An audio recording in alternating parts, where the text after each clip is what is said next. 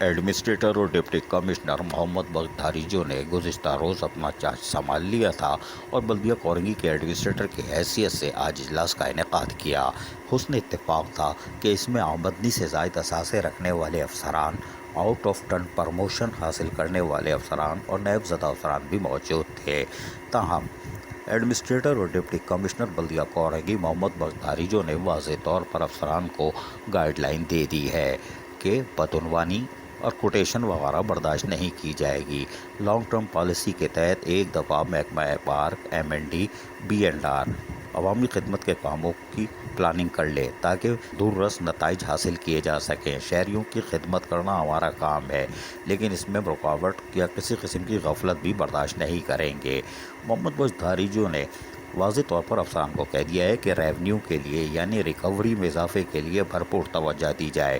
اس کے لیے الگ الگ محکمہ یا الگ الگ ڈائریکٹر ہونا ضروری نہیں ہے۔ ٹیکس ڈپارٹمنٹ، لوکل ٹیکس اور دیگر ایڈورٹائزمنٹ ڈپارٹمنٹ کو یکجا کرنے شاید جا رہے ہیں تاکہ ایک ڈائریکٹر ہو، باقی ڈپٹی ڈائریکٹر ہوں اور کام اسموتھلی چلے۔ اس سے بدعنوانی کا جہاں خاتمہ ہوگا وہیں ریکوری میں اضافہ ہوگا، لیکن یہاں پر بیٹھے ہوئے لوگ اس کو برداشت نہیں کریں گے۔ اس لیے ریکوری میں الگ الگ رکھ کر یہ 2 نمبر کام کے ماسٹر ہیں اور پیداگیری بھرپور طریقے سے جاری ہے۔ ہم امید کرتے ہیں کہ محمد بختیاریجو آج پہلے اجلاس میں اپنی جھلک دکھا چکے ہیں، لیکن وہ عملی طور پر سامنے آئیں گے اور یہاں موجود out of turn promotion 18-19 grade والے افسران اور آمدنی سے زائد اثاثے رکھنے والے افسران کو ضرور چیک کریں گے، اس لیے کہ 1 سے 16 والوں کی 10 دفعہ اسکروٹنی ہو چکی ہے۔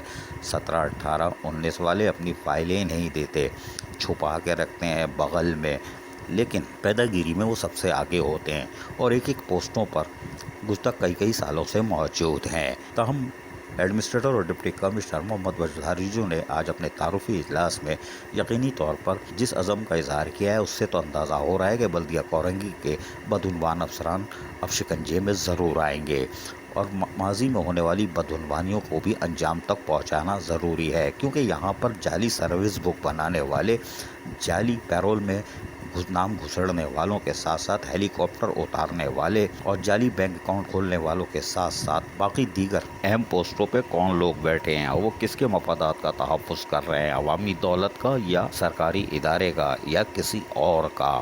لیکن بلدیہ کورنگی میں ہونے والی بدعنوانیاں اب یقیناً بے نقاب ہوں گی، بدعنوان افسران کانپیں گے۔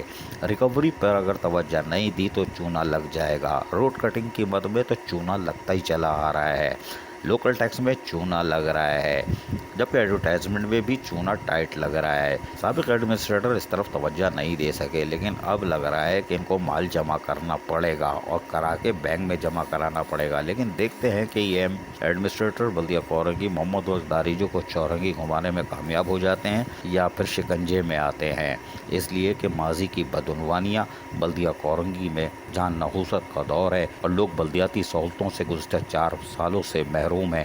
اب دیکھتے ہیں کہ وہ بلدیاتی سہولتیں حاصل کر سکتے ہیں یا کرپٹ افسران کے شکنجے میں ہی رہتے ہیں۔ عزیز عارف، KBS بلدیاتی نیوز کراچی۔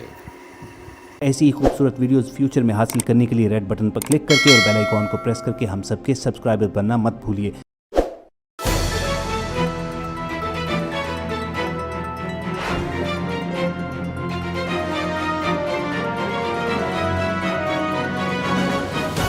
KBS بلدیاتی نیوز۔